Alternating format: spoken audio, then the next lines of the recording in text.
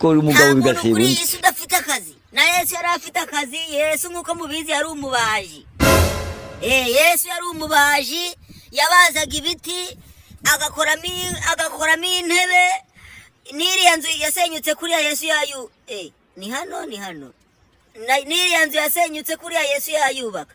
Yesu kera yari umubaji, nubwo Yesu yari umutindi ariko ntabwo ari umutindi cyane ku buryo wamugenderaho. Yesu yari umutindi, Yesu yari umutindi sha, ariko bajya batubeshya. Mjyanye numva muri Bibiliya hari ibintu bajya batubeshya. Bajya batubeshya kubera iki? baba bashaka gufata Yesu bakamugira umutindi. Ni ukubera iki? Ubundi bakaye baravuze ngo Yesu yavutse ari ingagari, afite amafaranga menshi cyane. None bajya bashaka kugira ngo batwereke ko Yesu yari umutindi kugira ngo namwe batindi nimwihebe.